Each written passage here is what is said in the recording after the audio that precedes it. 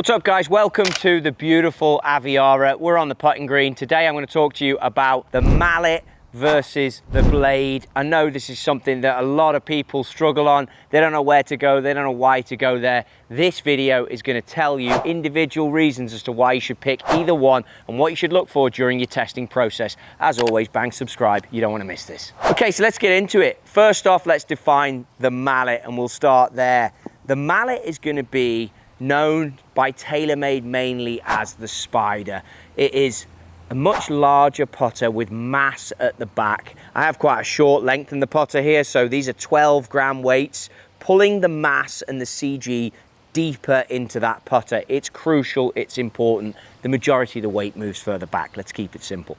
Then you have the real estate on the top, which is a great thing when it comes to putters, because your eyes are looking to focus on something. We see a combination of lines, we see a combination of dots. With a mallet, there can be a lot more going on. This has the true path on here, which is actually, as we look at it, going to be the width of a golf ball, just narrower than that. So it's like an infinity pool going off the end. So when you do set up to line up your golf ball, when you've picked the line, by having that true path, now you have that easy go-to line option to just send the golf ball down towards the hole. Pace control on a mallet generally is going to be a little bit easier. Why is that? What do you mean? Well, the mass helps you on off-center strikes, and the best way to illustrate this is if I hold the putter pretty much at its bend profile point there in the middle, and I start to strike it with my finger, and it doesn't have to be hard, and I can use a peg for this, whatever you fancy,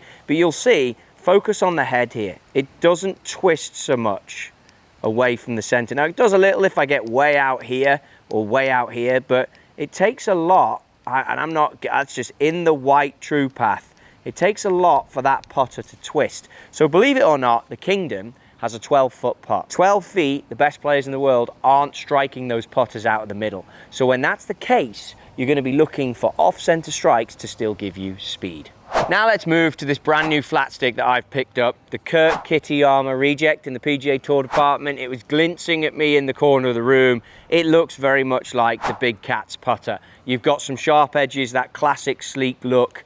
It toe hangs very differently. So now notice, if I was stood there before with the mallet, now not all mallets are like this, but this particular one with what's called a double bend, you can see toe hangs with the face going towards the sky. And this one actually has a little bit of toe hang, that classic look. It also has some slight rocker on the sole here, camber changes. So if I've got the ball below my feet, that putter's still going to sit pretty good, or if the ball's above my feet. Obviously with a larger sole on your Spider or your mallet putter, that's going to sit a little differently. Yes, it's got perimeter weighting, it's got the rear weighting, it has the carbon sole plate, so the weight is all pushed to the edge. But now all of a sudden I have a putter that when I put it down, generally when you put these down, they sit very, very square. Again, I'd push you to challenge you to, when you test it, just get into the slightly longer putt. Try and look at it at this region, probably 20 feet or further. And we'll go to the further one and I can demonstrate with you that the strike on these now can be a little tough, because it's hard, believe it or not, as golfers to hit the middle on these longer putts. So that one was ripped. You can see it's chasing towards the hole. The strike was okay, but our pace control as we switch between putters becomes tougher now. So you have to readjust and start to find the new feel. If you chop and change between mallet to blade, you are going to be challenged with different feels. So when you test, get into the longer one and realize what you can work with. The next thing, if we go back to our T-peg test, you're now going to notice that as I strike it away from the center, there is a lot of twist. Yes, look, if we straight bob out the middle, not as much, but even out the middle, you can get a bit more twist. So the response to the player is significant. That's one thing you got to look for as it comes to strike. You get more feedback from the blade, but the response to off-center strikes can send you in a much wider area when it comes to ball speed, which is speed off the putter.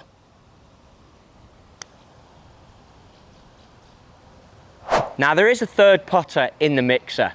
Look at this. This is a little bit of toe hang, but we're not talking about that today. But as you go from the top of the putter, you can see the CG of this one isn't going to be deep towards the back, and it's not going to be as responsive as the blade towards the front, but you are going to have, because it is a mid-mallet, the CG a little bit different. So my release of this putter, if I was someone who wanted stability, and you can see with the forks in the back here, it has stability as you strike it. If you're someone who wants it, this is your mid point to go to when it comes to that stability story that you get from the mallet putter.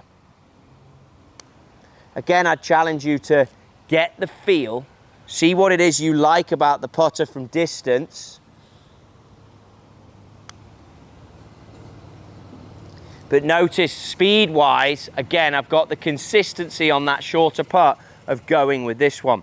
Now, one thing I will suggest, and one thing that is crucial to take away from this video, club fitting when it comes to putters is massive.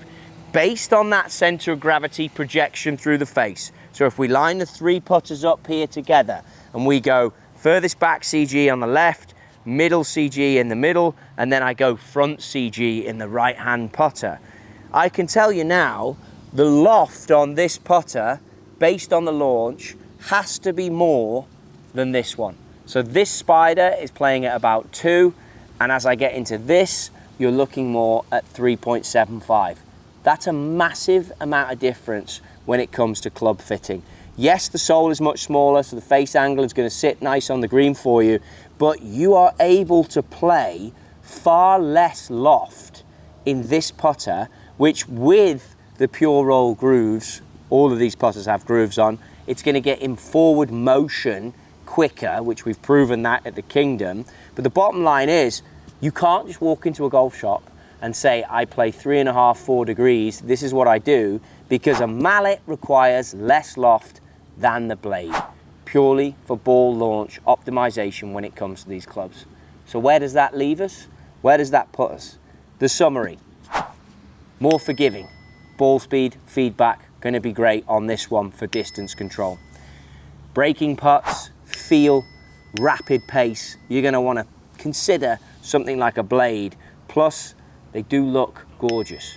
If you're looking for alignment tools on the top, the real estate available in a mallet is going to be massive for you. If you're looking for pure feel and that sleek classic look, then this is probably the route you want to consider. Or we can go down the middle and have the best of both worlds.